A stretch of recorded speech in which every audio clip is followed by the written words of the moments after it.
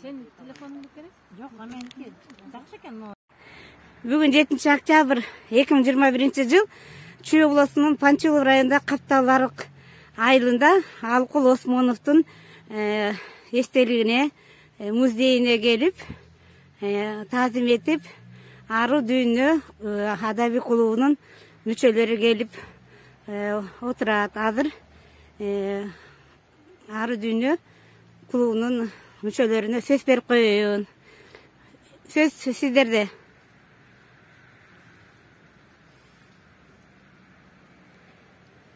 Рахмат эжеке. Биз мына Алыкулдун айылына келип, музейдин аксакалы менен, ушул айылдын тургундары менен, акын ырчылар келип нерде жолугуп атабыз. Мен бир эле күплөт азыр эме айтып коеюн. Адабият ыр дүйнөгө достошкон, ак боз атка ыржыктөгөн кошкоштон, Алыкулдун айылынан жолуктук, акын ырчы Алыкулду жоктошкон.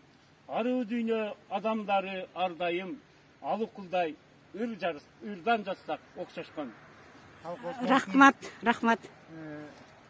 Кыргыздын казынасына кандай сонун байлыктар калтырып кеткен. Мисалы, Ысык көл жөнүндө Ысык көл кээде тымтыс, кээде толкун, толкуса толкунуна миң ортокмун. Турмушта канча жолдош күтсөм дагы бир сырлуу сендей жолдош күткөн жокмун. Кандай керемет саптарды калтырып кеткен. Рахмат. Эми Алыкул Осмоновдун ушул чыгармачылыгын ушундай даңазалап чыгармачылыгына таазим этип келген, күндүз сууна карабай, ал жолдун алысына карабай келген сары дүйнө адай клубунун мүчөлөрү, коомдун мүчөлөрүнө чоң ыраазычылык айтабыз. Анан эми мындан дагы чыгармачылыгы арыла берсин, арта берсин, өркүндөй берсин деп. Рахмат. Азыркы сүйлөгөн ушул Алыкул Осмонов атындагы мемориалдык музей комплексинин директору Нурдин Жумалиев байкебиз болду. Дагы ким сүйлөйт? Байкелер сүйлөңүздөр.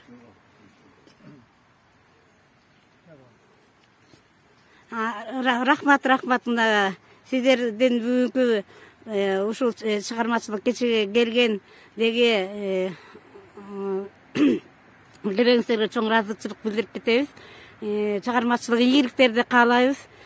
Ушинтип дайыма кайсы убакта келсеңиздер дагы, мына кар жаса дагы, күн чыкса дагы, күн суук болсо дагы багы келип ушул жерден дайыма чыгармачылык жакшы кечелер өткөрүп туралык. Рахмат сиздерге баардыгыңыздарга.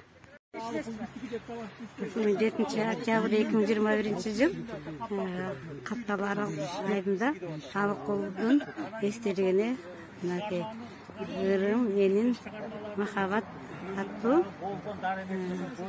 кечеге акындар таазим этип гүл коюшту.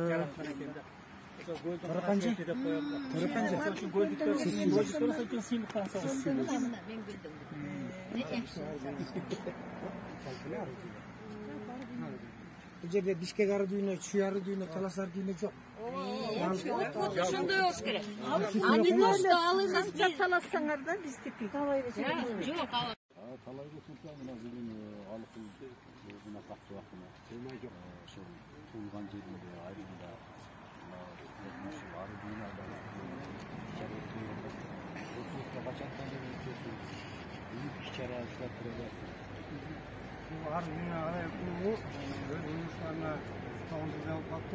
мен буга 4 жыл болду мүчө болгонума. Анан ушул жакшы иш таралып атат. Бул жерде Алыкул Осмоновдун Кыргыздын Алып Осмоновдун айылында келип ушул жерге уюштурулат. Бул райондук администрациянын жетекчисинин жардамы менен ушул Алыкул Осмоновдундагы мемориалдык комплексинин директору Болотбек Мирдина Болотбекович жардамы менен бизге ары дүйнөгө атайын бурч берилип атат. Ошол жерге биз Алыкул Осмоновго арнаган ырларыбызды бүт ушул жерге коюп атабыз. Буклет кылып коюп атабыз, картинка кылып алып келип коюп атабыз. Ушул биз үчүн ары дүйнө үчүн өтө сыймыктуу, жакшы майрам күн болуп атат. Анткени Алыкул Осмонов кыргыз элинин казынасына эбегейси чоң, алтындан да ашык салым кошуп кеткен Алык Осмоновдун ырлары ар бир жаштардын дагы, карлардын дагы оозунда айтылып келе атат. Мен айтарым ушул жаш таланттар, өсүп келаткан таланттар, ушу ар дүйнө мүчөсүндө жүргөндөр ушу Алыкулдан, Осмоновдон таалим алып, ырлар ушунда куш чыгышына тилектешмин. Ар дүйнөнүн башчысы Айжан Мамасадыкованын демилгези болуп, ал жерден Ибраим агайдын дагы демилгези менен ушул иш-чара уюштулуп атат. Биз ошо ар дүйнө мүчөлөрү бүгүн баарыбыз сыймыктанып, биз үчүн өтө чоң майрам болуп атат. Эми ырдызатке сыр Жазалбадым деген ырмак берейин. Ысык көлдүн жээгине мен да бардым. Толкунуна толкундап ырлар жаздым. Канчалык эргисе да кыялдарым, көлүмдү Алыкулдай жаза албадым. Айланаңды бир сырлуу тоолор курчай, шылдыраган булактарың мүрөк суудай.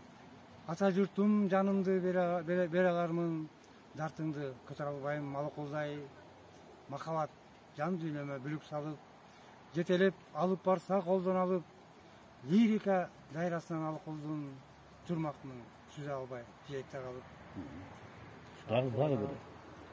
Алыкул Осмоновдун өзүнүн жазганы жеңиш көпөйгөн. Ысык көл, кээде тынчсыз, кээде толкун, толкуза, толкунуна тең ортокмун. Турмушта канча жол өткөнсөм дагы бир сырлуу сенде күткөн жокмун деген саттары ушунчалык керемет саттар жазып кеткен экен. Азыр ысык көл жөнүндө жазсак дагы Алыкулдай эңгелди жаза албай атабыз. Рахмат.